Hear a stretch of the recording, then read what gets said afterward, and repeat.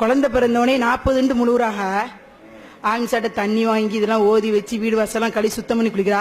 அது செய்யலாமா செய்யக்கூடாதா? ஒரு பெண்ணு குழந்தை பெற்றெடுத்த பிறகு 40வது நாள் அன்னைக்கு என்ன செய்வாங்க, அன்னைக்கு தான் சுத்தமாகிறோம் அப்படின்னு நினைத்து கொண்டு அன்னைக்கு ஸ்பெஷல் சடங்கெல்லாம் செய்து என்ன செய்வாங்க, குளிக்கிற ஒரு பழக்கம் சமூகத்தில் இருக்கிறது. இஸ்லாத்தை பொறுத்த வரைக்கும் மாதவிடாய்ங்கிறது எல்லாருக்கும் ஒரே மாதிரி இருக்குமா? இருக்காது. மாதவிடாய் நேரத்தில் தொழுவக்கூடாது, நோம்பிக்க கூடாதுன்னு இருக்கிறது. சகட்டு மேனிக்கு எல்லாரும் ஒரு வாரத்துக்கு தொழுவாம இருக்கலாமா? அப்படி இருக்க முடியாது.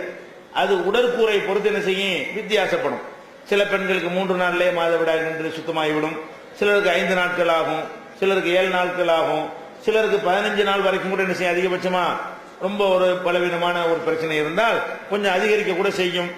அவரவருக்கு எத்தனை நாட்கள் வருகிறதோ அதுக்கு தகுந்தவாறு தான் என்ன செய்யணும், அவங்க தொழுகையை விடுறதுங்கிற ஒரு சட்டம் வரும். இதே மாதிரிதான் பிரசவித்த பிறகு வரக்கூடிய அந்த தீட்டுமாங்கல்ல, அதுக்கு அனைவருக்கும் ஒரே லிமிட் கிடையாது. இப்படி மாதவிடாய் எப்படி அனைவருக்கும் ஒரே மாதிரி கிடையாதோ, பிரசவத்திற்கு பிறகு வரக்கூடிய அந்த தீட்டுகள் இருக்குமே, ஆனால் அதுக்கு என்ன கணக்கு இல்ல, 40 நாள்ங்கிற ஒரு லிமிட் போடப்பட்ட கணக்கெல்லாம் கிடையாது. அது ஒவ்வொருத்தருடைய உடற்கூரை பொறுத்து எவ்வளவு நாளைக்கு அந்த மாதிரியான ஒரு கசிவு மாதிரி வந்து கொண்டிருக்கிறதோ அது வரைக்கும் அவங்க சுத்தம் இல்லாம இருக்கிறாங்கன்னு அர்த்தம். அது எப்ப நிக்கிறதோ அன்னைக்கு சுத்தம் ஆயிட்டாங்க, எல்லாரும் போல என்ன செய்யலாம், எல்லா காரியத்தையும் செய்யலாம், தொழுகை பாகத்தெல்லாம் ஈடுபடலாங்கிறது அதுக்கு அர்த்தம்.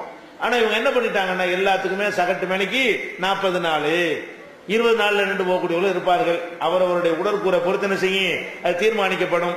அவங்களுடைய என்னைக்கு அந்த நிபாசுங்கிறது நிற்கிறதோ அன்றையோடு அவங்க என்ன செஞ்சிட்டாங்க, சராசரி பெண்களுடைய நிலைமைக்கு வந்துட்டாங்க. சராசரி பெண்களுடைய எல்லா சட்டமும் அவங்களுக்கு என்ன வந்துடும், அவங்களுக்கு பொருந்தி விடும். இந்த 40 வைத்துக் கொண்டு 20ல சுத்தமாகிட்டு இன்னும் 20 நாள் வரைக்கும் என்ன செய்வாங்க, அந்த வணக்க வழிபாடுகள்லாம் செய்யாம இருக்கிற காட்சியெல்லாம் பார்க்கிறோம். அந்த கணக்கு 40ங்கிற கணக்கே கிடையாது. அது ஆளை பொறுத்து என்ன செய்யும், ஆளு, அவங்க சாப்பிட்ற உணவு, திரகாத்திரம், குடும்ப பாரம்பரியம், பல விஷயங்கள் அதுக்கு தீர்மானிக்கக்கூடிய விஷயங்கள் இருக்குது. அதுக்கு தகுந்த ரத்த சோகை இருந்தா கூட சீக்கிரமே முடிஞ்சு போய்விடும். அந்த மாதிரி நோய் அதெல்லாம் பல விஷயங்கள் தீர்மானிக்கிற விஷயம்.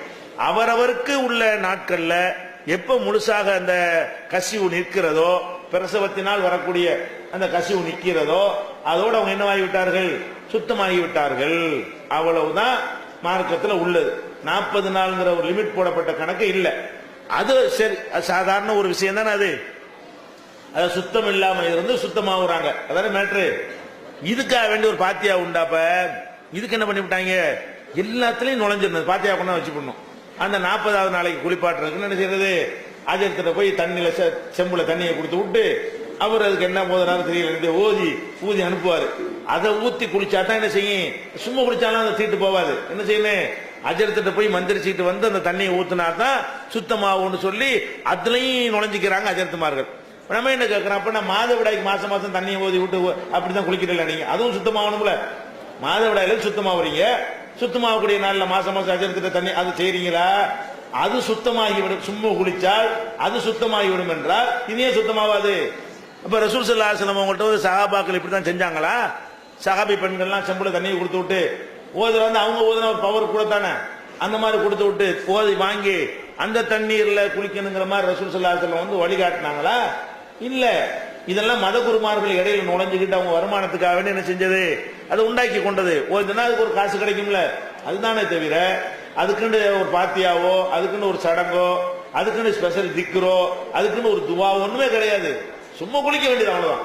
சுத்தமான என்ன செய்ய வேண்டியதான், குளித்துக் கொள்ள வேண்டியதானே தவிர 40க்கு தலைமுழுவாட்டுறதுன்னு ஒரு சடங்கை வைத்துக் கொண்டு என்ன செய்யக்கூடாது, அப்படி ஒரு சடங்கு மார்க்கத்தில் இல்லை.